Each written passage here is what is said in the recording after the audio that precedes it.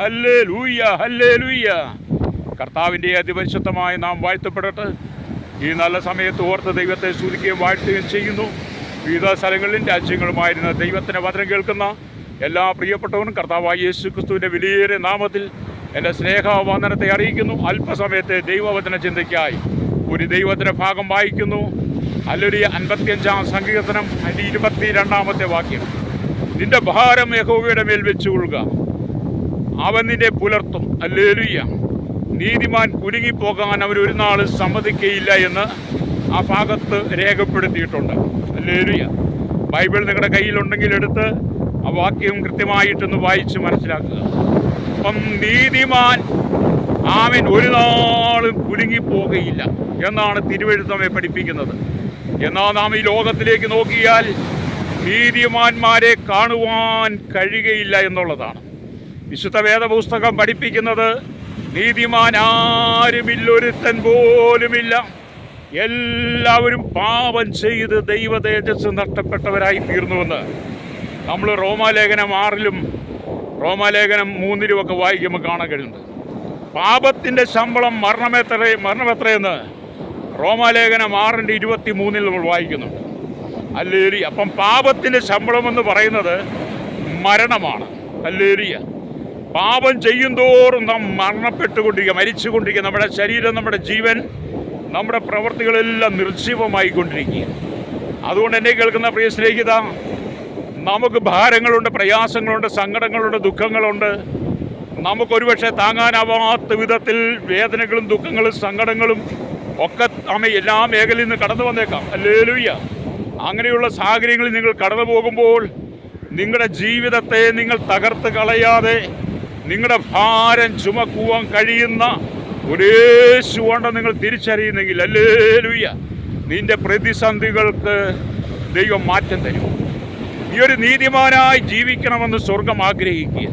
നീ നീതിയുടെ പാതയിലാണ് ജീവിക്കുന്നെങ്കിൽ നീ കുരുങ്ങിപ്പോകാൻ ഒരു നാളും അവൻ സമ്മതിക്കുകയില്ല. ഹല്ലേലൂയ. മനുഷ്യൻ്റെ ജീവിതം എന്നൊക്കെ പറയുന്നത് പുല്ല് പോലെയാണ്. നമുക്കറിയാം, രാവിലെ അത് തഴച്ചു വളർന്ന് വെയിലാമെ ഉദിക്കുമ്പോൾ അത് വാടിപ്പോകും. അതേപോലെ തന്നെ മനുഷ്യൻ രാവിലെ കണ്ണു ചിമ്മി എഴുന്നേൽക്കുന്നു. മനുഷ്യൻ വേലയ്ക്കായി കൂലിക്കായി ഒക്കെ കടന്നു പോകുകയാണ്.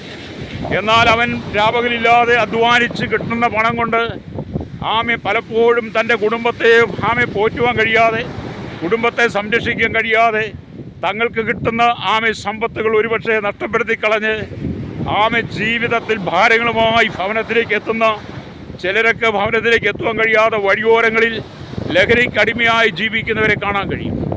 അങ്ങനെയൊക്കെ മനുഷ്യൻ്റെ ജീവിതം തകർന്നുകൊണ്ടിരിക്കുമ്പോൾ ദൈവം നീതിമാന്മാരെ അന്വേഷിക്കുക. അപ്പം 12-ാം സങ്കീർത്തനമൊക്കെ വായിക്കുമ്പോൾ കാണുന്നത് യഹോവയെ രക്ഷിക്കണമേ, ഭക്തന്മാർ ഇല്ലാതെ പോകുന്നു എന്നാണ്. ദൈവം ഈ നാളുകളിൽ നീതിമാന്മാരെയും ഭക്തന്മാരെയും ഒക്കെ അന്വേഷിക്കുക. ഹല്ലേലൂയ. അങ്ങനെയുള്ളൊരു അനുഭവത്തിലേക്ക് താങ്കൾ മടങ്ങി വന്ന് താങ്കളുടെ ജീവിതത്തിൻ്റെ ഇപ്പോൾ കടന്നു പോകുന്ന ഹല്ലേലൂയ പാപ സ്വഭാവങ്ങളെ താങ്കൾ ഉപേക്ഷിക്കുന്നെങ്കിൽ താങ്കൾ ഇന്ന് വരെ കണ്ടിട്ടില്ലാത്ത ചില നന്മകളെ ദൈവം നിങ്ങൾക്ക് നൽകും. ഹല്ലേലൂയ. താങ്കൾ ഈ ഭൂമി ജനിക്കുന്നതിന് മുമ്പേ ഹല്ലേലൂയ താങ്കൾക്ക് വേണ്ടുന്നതെല്ലാം ദൈവം ഭൂമി സൃഷ്ടിച്ചിട്ടാണ് താങ്കൾക്ക് ഇവിടെ ഒരു ജീവിതത്തെ തന്നെ തന്നത്. ചിലരൊക്കെ പറയാറുണ്ട് ജീവിതം അടിച്ചു പൊളിച്ച് ജീവിക്കണമെന്ന്. ഹല്ലേലൂയ. ചേര തിന്നുന്ന നാട്ടിൽ ചെന്നാൽ ചേരയുടെ നടുമുറി തിന്നണമെന്നൊക്കെ പഴമക്കാർ പറയും. അതൊക്കെ ശരിയാണ്. പക്ഷേ ഈ ഭൂമി നിങ്ങൾ ജീവിതം അടിച്ചു പൊളിച്ച് ജീവിച്ച് നിങ്ങളുടെ ഇഷ്ടാനുസരണം നടന്നാൽ നിങ്ങൾക്ക് നിത്യതയിലെത്തുവാൻ കഴിയുകയില്ല. നിത്യതയിലെത്തണമെങ്കിൽ താങ്കൾ ഈ ഭൂമി ജീവിക്കുമ്പോൾ തന്നെ ഈ ലോകത്തിൻ്റെ പാപസുഖങ്ങളെ വിട്ടിട്ട്, ഞാൻ മുമ്പ് പറഞ്ഞല്ലോ, താങ്കൾ ജനിക്കുന്നതിന് മുമ്പേ താങ്കൾക്ക് വേണ്ടുന്നതെല്ലാം ദൈവം ഭൂമി സൃഷ്ടിച്ചിട്ടുണ്ട്. ആ അനുഭവത്തിലേക്ക് താങ്കൾ മടങ്ങി വന്നു സ്വർഗസ്വനായ ദൈവത്തിലേക്ക് നിങ്ങളുടെ കണ്ണുകൾ ഉയർത്തി നിങ്ങളുടെ സങ്കടങ്ങളെ പങ്കുവെക്കുകയാണെങ്കിൽ നിശ്ചയമായി നിൻ്റെ ജീവിതത്തിൽ നീ അനുഭവിക്കുന്ന ദുരന്തങ്ങൾ, പ്രതിസന്ധികളെ അതിജീവിച്ചുകൊണ്ട് ദൈവിക നന്മകളെ കാണാൻ കഴിയും. ഞാൻ ഒരുപാട് ജനത്തോട് ചോദിക്കുകയും സംസാരിക്കുകയും ചെയ്യുമ്പോൾ അവരെല്ലാം തങ്ങളുടെ ഭാരങ്ങളാണ് പറയുന്നത്. അവർക്ക് ഒരുപാട് ഭാരങ്ങളുണ്ട്. കുടുംബ ഭാരങ്ങൾ, മക്കളെക്കുറിച്ച് ഭാരങ്ങൾ, മാതാപിതാക്കളെക്കുറിച്ച് ഭാരങ്ങൾ, കുടുംബജീവിതത്തിൽ ഭർത്താവ് ഒരു ഭാരം, ഭാര്യ ഒരു ഭാരം, മക്കളൊരു ഭാരം, ചിലർക്ക് അമ്മായിയമ്മ ഭാരം, ചിലർക്ക് മരുമക്കൾ ഭാരം, ചിലർക്ക് കടഭാരം, ജോലിഭാരം, പലർക്കും പല വിധങ്ങളിൽ ഭാരം. അതേ ഭാരങ്ങൾ എന്തുമാകട്ടെ അതെല്ലാ ജനത്തിനും ഉണ്ട് എന്നുള്ളത് നിങ്ങൾ തിരിച്ചറിയണം. ഇങ്ങനെയുള്ള സകല ഭാരങ്ങൾ ചുമക്കുവാൻ കർത്താവായ യേശുക്രിസ്തുവിന് മാത്രമേ കഴിയുള്ളൂ. മനുഷ്യൻ്റെ ജീവിതത്തിലെ ഏറ്റവും വലിയ ഭാരം എന്ന് പറയുന്നത് അവൻ്റെ പാപമാണ്. മനുഷ്യൻ ചെയ്തു കൂട്ടുന്ന ഓരോ പാപവും അതവന് ഭാരമായിട്ട് മാറുക. മദ്യപാനം കൊണ്ട് ജീവിതത്തിൽ വലിയ ഭാരം, വെറുക്കൂത്ത ജീവിതം കൊണ്ട് ജീവിതത്തിൽ വലിയ ഭാരം. അതുപോലെ പിടിച്ചുപറിക്കാരും മോഷണം നടത്തുന്നവരും ഗുണ്ടാസംഘങ്ങളും രാഷ്ട്രീയക്കാരും അഴിമതിക്കാരും കഴിഞ്ഞതക്കാരും അവർ ചെയ്തു കൂട്ടുന്ന ഈ രക്തം ചൊരിയിക്കുന്നവർ രാഷ്ട്രീയക്കാർ അവരെല്ലാം പാപത്തിൻ്റെ വലിയ ഭാണ്ഡക്കെട്ടും ചുമന്നുകൊണ്ടാണ് നടക്കുന്നത്. എന്നെ കേൾക്കുന്ന പ്രിയ സ്നേഹിതരെ, പാപത്തിൻ്റെ ഭാണ്ഡക്കെട്ടാകുന്ന ഭാരങ്ങളെ നീ മാറ്റിവെച്ച് നിന്റെ ഹൃദയത്തിന് സമാധാനം വരുത്തുന്ന യേശുവിലേക്ക് നീ വരണം. ഹല്ലേലൂയ. എന്നെ കേൾക്കുന്ന മാതാവേ, പിതാവേ, നിങ്ങൾക്ക് ഒരുപാട് ഭാരങ്ങളുണ്ട്. ഒരുപാട് പ്രാർത്ഥന ആവശ്യപ്പെടുന്ന ഈ സഹോദരിമാർ, അവരോട് ചോദിച്ചാൽ അവർക്ക് ഭാരങ്ങളുടെ കണക്കേ പറയാനുള്ളൂ. അത് ശരി തന്നെയാണ്.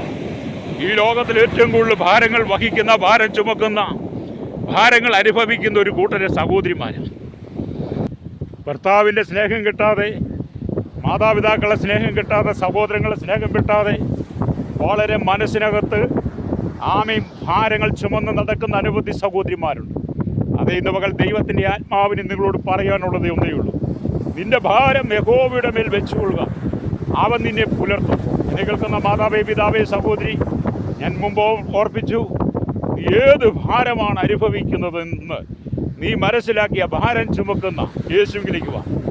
നിന്റെ പാപമാകുന്ന ഭാരത്തെ ഇന്നേക്ക് 2025 വർഷങ്ങൾക്ക് മുമ്പ് നമ്മുടെ കർത്താവായ യേശു ക്രിസ്തു ആ ഗെത്സമനെ തൊട്ട് ഗോൽഗോത്ത വരെ ആ ഭാരമേറിയ കുരിശിൻ ചുമന്ന് നിന്റെ പാപത്തെ ഗോൽഗോത്തായിൽ അവൻ അല്ലെങ്കിൽ ആ കുരിശിന്മേൽ കാര്യം പാണിയാൽ ഉൾക്കിരീടധാരിയായി തറയപ്പെട്ടവൻ നമുക്ക് വേണ്ടി മരിച്ചപ്പോൾ നമ്മുടെ പാപഭാരങ്ങൾ അവൻ ഏറ്റെടുത്തു. നമ്മതിൽ വിശ്വസിച്ചാൽ നമുക്ക് പാപമോചനം കിട്ടും. അതുകൊണ്ട് ഇന്ന് പകൽ ഞാൻ വായിച്ച വചനത്തിലേക്ക് വരട്ടെ. നിന്റെ ഭാരം യഹോവയുടെ മേൽ വെച്ചുകൊള്ളുക, അവൻ നിന്നെ പുലർത്തും. നീതിമാൻ കുലുങ്ങിപ്പോകാൻ അവരൊരു നാൾ സമ്മതിക്കുകയും. അതേ ഇന്ന് പകൽ ദൈവാത്മാവ് നിന്നോട് പറയുന്നത്, നിന്റെ സകല വിഷയങ്ങളും യേശുവിനെ ഏൽപ്പിക്കുക. അവ നിനക്ക് വേണ്ടി ചില അത്ഭുതങ്ങൾ ചെയ്യും. എന്നോടൊപ്പം ചേർന്ന് പ്രാർത്ഥിച്ചാട്ട്. പരിശുദ്ധ ഞങ്ങളുടെ നല്ല ദൈവമേ, സ്വർഗ്ഗീയ പിതാവേ, അനുഗ്രഹിക്കപ്പെട്ട നല്ല സമയത്തിനായി ദൈവത്തെ സ്തുതിക്കുന്നു. പാപഭാരവുമായി ജീവിതത്തിൽ സമാധാന സന്തോഷമില്ലാതെ സ്വസ്ഥതയില്ലാതെ കടന്നു പോകുന്നു പ്രിയപ്പെട്ടവർക്ക് വേണ്ടി പ്രാർത്ഥിക്കുന്നു. സ്വസ്ഥതയും സമാധാനവും സന്തോഷം കർത്താവേ ജനത്തിൽ കൊടുക്കണമേ. തകർന്നിരിക്കുന്ന അനേക ജീവിതം കൊണ്ട് വിവിധ ഭാരങ്ങൾ കടന്നു സങ്കടപ്പെടുന്നവരുണ്ട്. അവർക്കെല്ലാം ആശ്വാസവും സമാധാനം കൊടുക്കും. ജീവിതത്തിൽ സ്വസ്ഥതയുടെ സന്തോഷത്തിൻ്റെ അനുഭവങ്ങളെ കൊടുക്കണം കർത്താവേ. ഒരു സകല മഹത്വം എടുക്കണം യേശുവിൻ്റെ നാമത്തിൽ തന്നെ. ആമേൻ.